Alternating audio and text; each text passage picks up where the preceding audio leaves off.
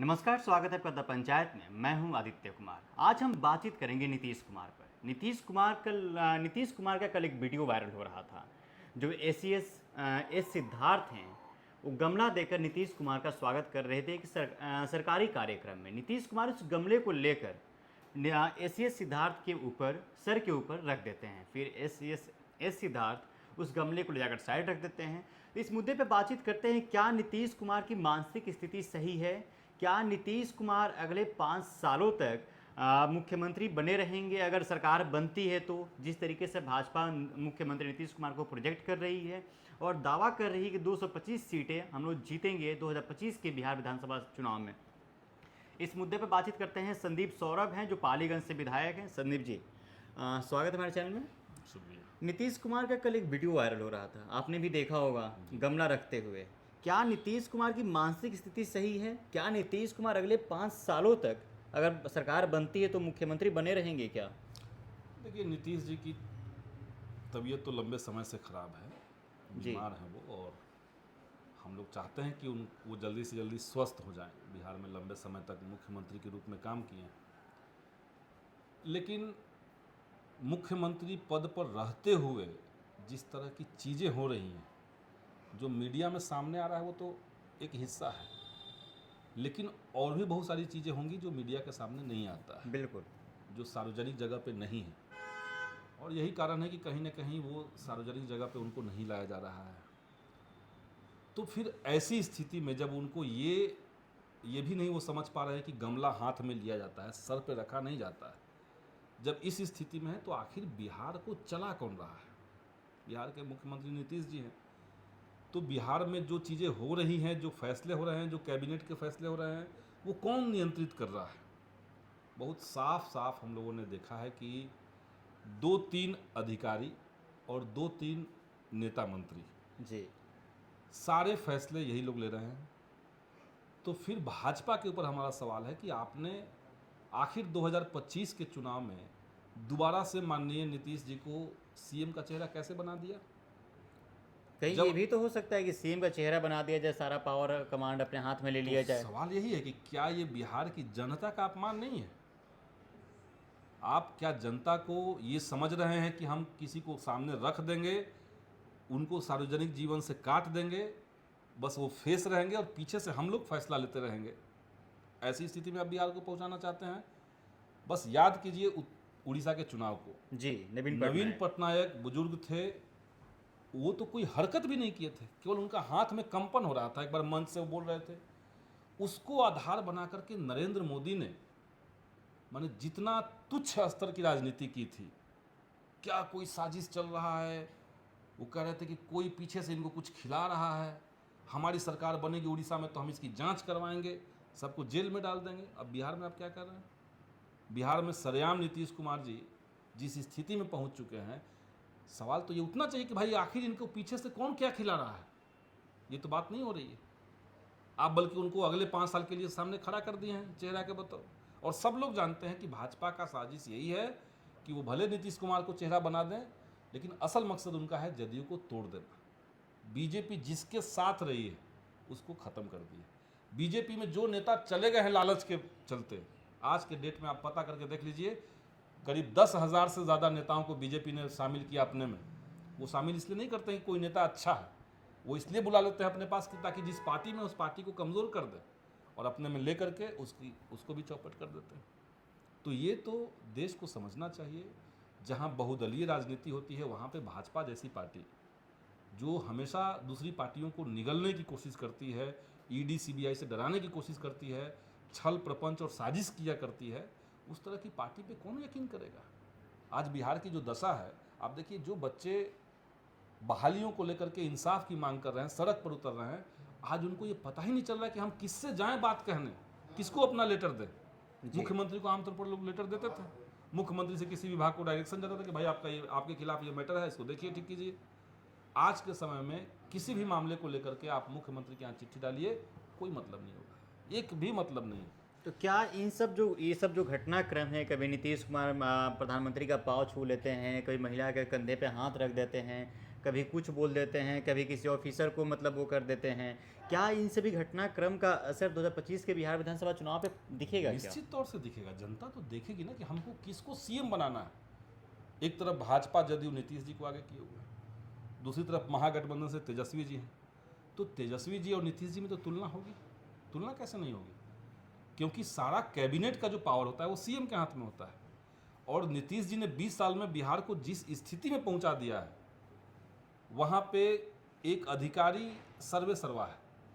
आप जाकर के देखिए, गर्दनी बाग में TRE 3 परीक्षा को जी। लेकर के बच्चे आंदोलन कर रहे हैं। उसी मुद्दे को लेकर के जब बच्चों ने माननीय मंत्री जी से बात की थी, शिक्षा मंत्री जी से, जी। तो उन्होंने कहा था कि हम सप्लीमेंट्री रिजल्ट देना चाहते हैं, देंगे, लेकिन ACS ने रोक दिया।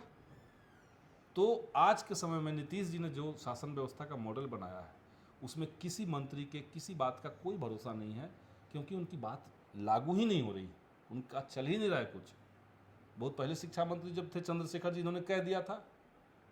कृषि मंत्री थे सुधाकर जी, उन्होंने कहा था कि सब यहाँ चोर बैठे हुए हैं, हमको चोर का सरदार बना दिया गया है। तो ये बिहार में शासन चलाने का जो भाजपा जदयू का मॉडल है, वो बस कठपुतली बनाइए और नीचे से बिहार को खोखला करते जाइए, बिहार के युवाओं के साथ नाइंसाफ़ी करते जाइए, सारे जगह पे आउटसोर्सिंग कंपनियां भर दीजिए, बेल्ट्रॉन का बहाली हो, सबसे 3-3 लाख रुपए तहसील लीजिए, और जो योग्य अभ्यर्थी हैं आप विधायकों के खुद ही आरोप लगा रहे हैं, 3-3 लाख रुपया वसूल लीजिए। खुलेआम कह रहे हैं, हमने सदन में कहा है, तो विधायक ही नहीं बात कहेगा। हम लोग जब देख रहे हैं कि भाई बेल्ट्रॉन की बहाली आई और उस बहाली में आपने कोई सीट फिक्स नहीं किया, तब आप कट ऑफ कैसे डिसाइड कर दिए? आपने रिजल्ट दिया तो पहले की तरह आपने किसका कितना मार्क्स आया है उसको क्यों नहीं उल्लेख आपने किया? आपने कहा नहीं था कि नॉर्मलाइजेशन करेंगे, फिर आपने नॉर्मलाइजेशन कैसे कर दिया? तो कहीं ना कहीं तो धांधली है जी। कहीं ना कहीं सुप्रीम कोर्ट के उस नियम का उल्लंघन है, जहाँ पे कहा जाता है कि खेल के बीच में खेल का नियम नहीं बदला जा सकता है। लेकिन इसको बिहार में सुनेगा कौन? क्या आज के समय में माननीय मुख्यमंत्री किसी भी समस्या को सुनने, समझने और उस पर कार्रवाई करने के लिए सक्षम है? नहीं है। तो कौन चला रहा है बिहार को? सबसे बड़ा सवाल तो यही है, बिहार चल कैसे रहा है? बगैर मुख्यमंत्री के चल रहा है। मुख्यमंत्री की जब स्थिति यही पहुंच गई है कि वो किसी के सर पे गमला रख दे रहे हैं, किसी दो लोगों का सर टकरा देते हैं वो बैठ करके, सदन में उलझुल बयान दे रहे हैं, तो आप समझिए क्या स्थिति तो है फिर क्या बिहार में। करना चाहिए आपके अकॉर्डिंग? सरकार बदलना चाहिए, महागठबंधन को लाना चाहिए। हम लोग तो उसी में हैं, क्योंकि बिहार में 20 सालों के अंदर लोग कहते हैं विकास हुआ, विकास हुआ। अरे 20 साल के अंदर कोई सरकार में रहेगा तो विकास नहीं होगा, ऐसा कैसे हो सकता है? 20 साल में जनता ने जो अपने खून पसीने की टैक्स से जो पैसा भरा, जनसंख्या बढ़ती गई, टैक्स बढ़ता गया, तो आपका बजट नहीं बढ़ेगा तो क्या बढ़ेगा? लेकिन क्या मूलभूत परिवर्तन हुआ? क्या गरीबी में सुधार हुई? क्या रोजगार का दायरा बढ़ा? सब जगह पे फेल। संदीप जी, एक और सवाल लेते हैं। बात नीतीश कुमार क्राइम खत्म करने की बात करते हैं, करप्शन खत्म करने की बात करते हैं, और लगातार दिन दहाड़े शहर में, राजधानी में, सहरसा में, बक्सर में कई जगहों पे गोली कांड चल रहा है, लगातार लोगों को गोलियां मारी जा रही है पुलिस के सामने भी दिन दहाड़े, फिर भी कुछ खास एक्शन नहीं लिया जा रहा है। क्या सोचते हैं इस पे आप? खास एक्शन नहीं लिया जा रहा है और कोई मीडिया इसको जंगल राज नहीं कह रहा है, ये भी गौर कीजिए। ये मीडिया का जो जातिवादी चेहरा है वो तभी दिखता है जब भाजपा के शासन में जो भी हो जाए, आप उसको एक नेता पे सेंट्रिक करके छोड़ देते हैं, अखबारों में एक छोटा सा कॉलम देके छोड़ देते हैं।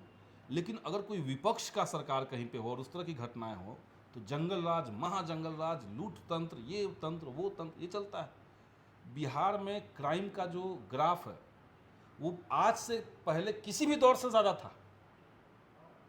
लोग याद कर रहे हैं 2005 से पहले क्या था बिहार में। अरे 5 से पहले इतना क्राइम नहीं था। 5 से पहले कोई घर से निकलता था जी तो हम लोग कहाँ से निकल गए? हम लोग कैसे पढ़ाई लिखाई कर लिए? हमारी माता जी कैसे पढ़ाई कर ली? कैसे वो MA की तक पढ़ाई कर ली? महिलाएं कहीं जाती थी जी? ये एक झूठ को इतना बार कहो कि लगे लोगों की सच वही है। आज बिहार में जो क्राइम का स्थिति है, जो करप्शन का सिचुएशन है और जो कम्युनलाइजेशन है, CCC से नीतीश जी कहते थे कि हम समझौता नहीं करेंगे। कम्युनलिज्म तो छोड़ दीजिए, आप जब भाजपा के गोद में जाके बैठ गए बिल्कुल, तो वहीं से आपका काम समाप्त हो गया। कम्युनलिज्म के खिलाफ बोलने का आप अधिकारी नहीं रह गए। क्राइम की बात हर दिन अखबार में देखिए, करप्शन की बात, इतना संस्थाबद्ध, इतना करप्ट सरकारें शायद ही देश में कहीं होंगी जितना आज के समय में बिहार में है।